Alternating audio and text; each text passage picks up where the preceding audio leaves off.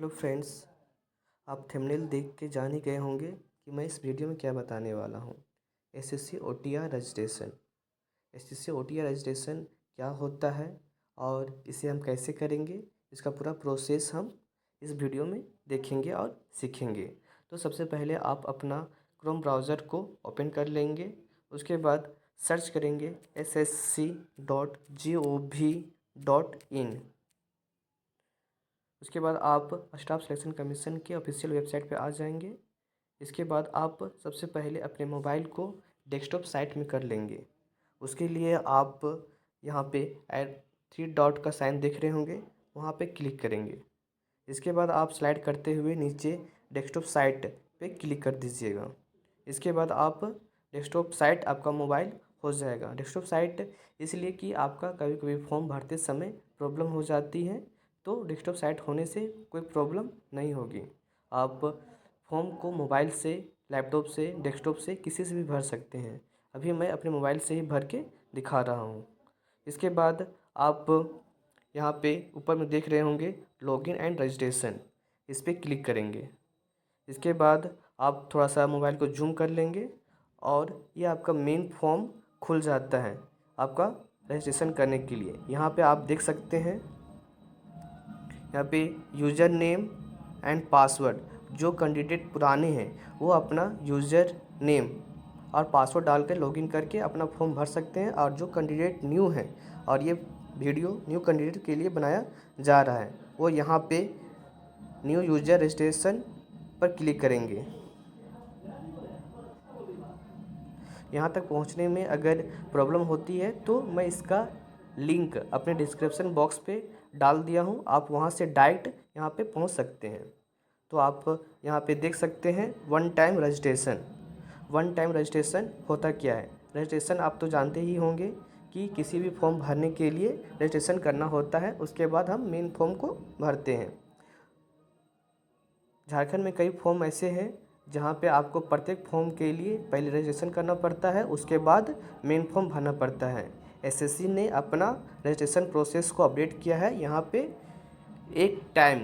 एक बार आप रजिस्ट्रेशन कीजिए और एसएससी द्वारा जितने भी फॉर्म आते हैं उसमें आप एक ही यूज़र आईडी से और पासवर्ड से लॉगिन करके आप जितने भी फॉर्म हैं सारे फॉर्म को आप भर सकते हैं। ये हुआ, इसीलिए इसका नाम वन टाइम रजिस्ट्रेशन कहा गया है। ठीक है। इसके बाद आप यहाँ पे देख सकते हैं कंटिन्यू का बटन है, यहाँ पे आप टच करेंगे। इसके बाद आपका रजिस्ट्रेशन फॉर्म खुल जाता है। यहाँ पे आप देख सकते हैं, इसको आप जूम कर लेंगे। यहाँ पे फर्स्ट नंबर में आपका आधार नंबर पूछ रहा है, क्या आपके पास आधार कार्ड है या नहीं है। अगर नहीं है तो आपका दूसरा ऑप्शन है जो आप देख रहे हैं कि टाइप ऑफ आइडेंटिटी कार्ड। आपके पास अगर दूसरा कार्ड है तो आप उसको चूज़ करके उसका डिटेल डाल सकते हैं। तो सबसे अच्छा हमारे पास ऑप्शन रहता है आधार कार्ड का, क्योंकि अभी प्रेजेंट में सारे लोगों के पास आधार कार्ड मौजूद होता है।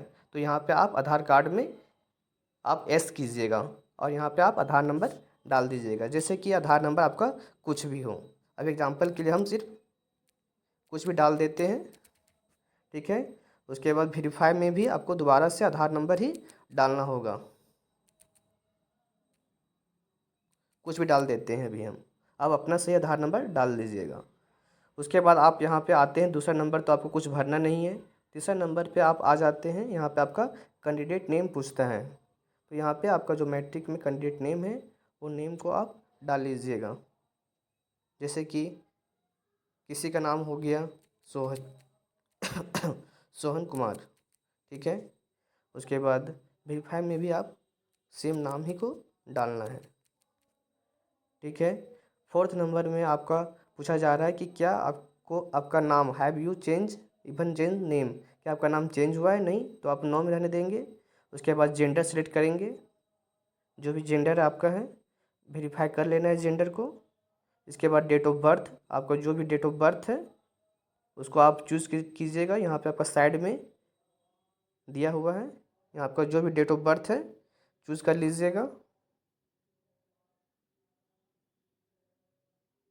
दोबारा से चूज़ कर लीजिएगा डेट ऑफ बर्थ क्या है आपका।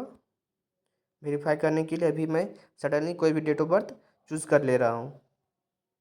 फिर आपका यहाँ पे फादर नेम आपका जो भी हो उसको डाल लेना है।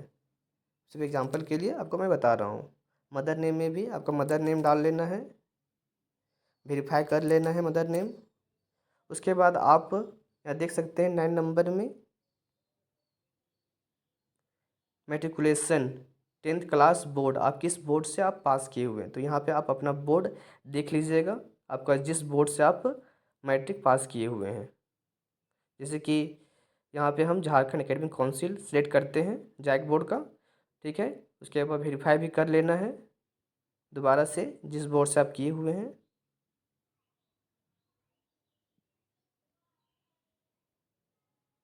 काउंसिल यहाँ पे आप रोल नंबर डाल लेंगे, आपका जो भी रोल नंबर मैट्रिक का था, ठीक है। अभी कुछ भी मैं डाल ले रहा हूँ, किस ईयर को आप पास किए थे, ठीक है। आप कुछ भी डाल सकते हैं इसमें, कुछ भी सडनली डाल दीजिए।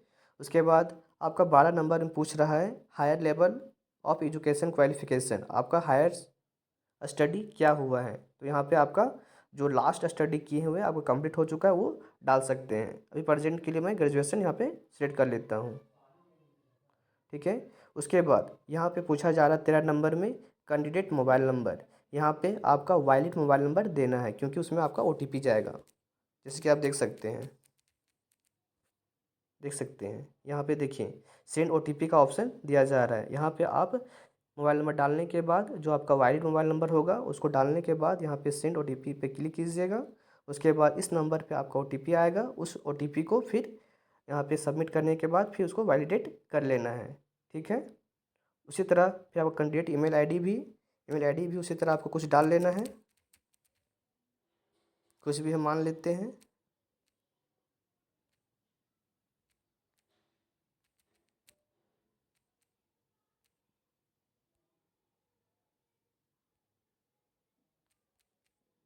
ठीक है, कुछ भी ईमेल आईडी मान लिए हैं अभी हमें, एग्जांपल के लिए बता रहा हूँ मैं आपको। फिर इसमें भी आपका ईमेल आईडी में भी OTP जाएगा। तो इस तरह से आपको मोबाइल नंबर और ईमेल आईडी वैलिड देना है जो आपको फ्यूचर में भी काम आएगा। ऐसा ईमेल आईडी की जो आपको पास रहे, ठीक है। ये सारी चीज़ को सबमिट करने के बाद, फॉर्म फिलअप करने के बाद लास्ट में आपको सेव एंड नेक्स्ट पे क्लिक कर लेना है। जैसा कि मैंने आपको बताया, यहाँ पे 13 नंबर और 14 नंबर पे आपको मोबाइल नंबर और ईमेल आईडी वैलिड देना है और उस पर आपका OTP आएगा, उसको कंफर्म कर लेना है। तो आप यहाँ पे देख सकते हैं मैं यहाँ पे मोबाइल नंबर और ईमेल आईडी दे के कन्फर्म कर सक्सेसफुली का नोटिफिकेशन आ चुका है। यहाँ पे अब मैं ओके पर क्लिक करूँगा।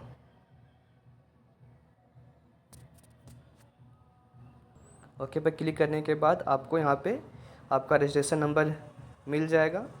इसके बाद आपको यहाँ पे नीचे में कंटिन्यू का लोगो बनाया हुआ है, यहाँ पे आप ओके करेंगे। आपके ईमेल आईडी पर रजिस्ट्रेशन नंबर और पासवर्ड चला जाता है, उसे आप यहाँ पे फिलअप करेंगे और कैप्चर कोड पे फिलअप करके यहाँ पे आगे आप साइन इन पर क्लिक कीजिएगा।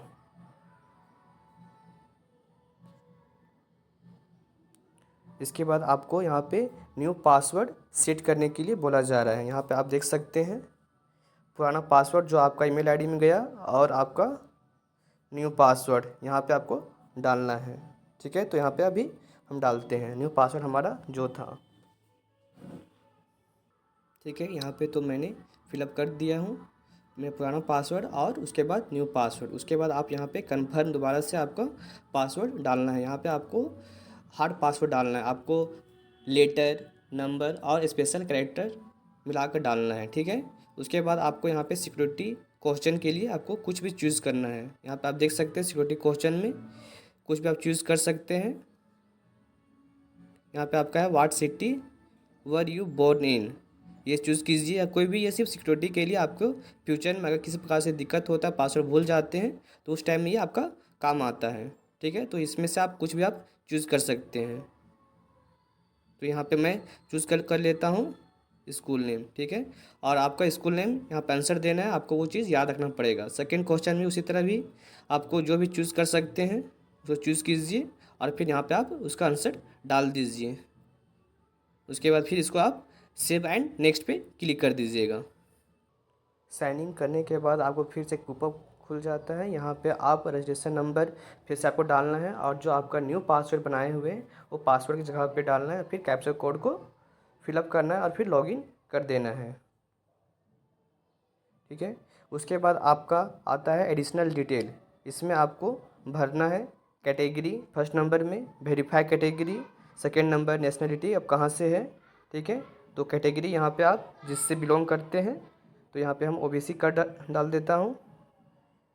उसके बाद नेशनलिटी में आप इंडियन है तो इंडियन से सिटीजन ऑफ इंडियन।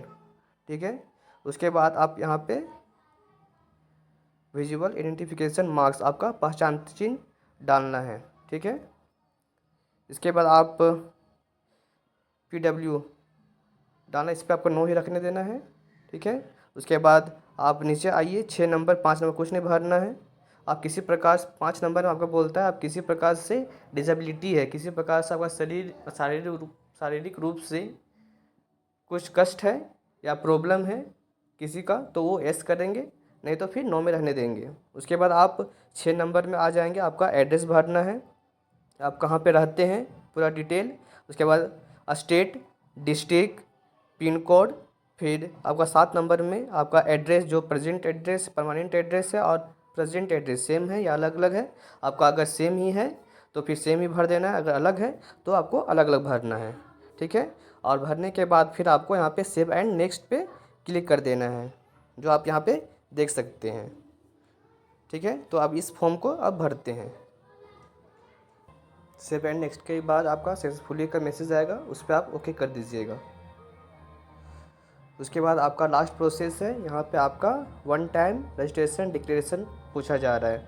क्या आपका डिटेल यहाँ पे सब कुछ सही है, तो आप यहाँ पे आई एग्री पर टच कर दीजिएगा और फिर डिक्लेयर कर दीजिएगा, या तो फिर आपका प्रीव्यूस यहाँ पे आप देख सकते हैं प्रीव्यू OTR, अगर आपका किसी प्रकार गलत है तो यहाँ पे आप क्लिक करके देख सकते हैं दोबारा से, या तो फिर आपका सही है तो आप डिक्लेयर कर दीजिएगा। यहाँ पे आपका डिक्लेरेशन सबमिट सक्सेसफुली बता रहा है। ठीक है, यहाँ पे आप ओके कर दीजिएगा। अब आपका OTR रजिस्ट्रेशन सक्सेसफुली कंप्लीट हो चुका है। अब आपके पास एक यूज़र आईडी और पासवर्ड है, जिसकी मदद से आप SSC में आने वाले जितने भी फॉर्म होंगे आप उस आईडी से लॉगिन करके सारे फॉर्म को भर सकते हैं। अगर मेरा वीडियो आपको अच्छा लगा हो तो आप लाइक करें, शेयर करें और सब्सक्राइब ज़रूर करें। Thank you.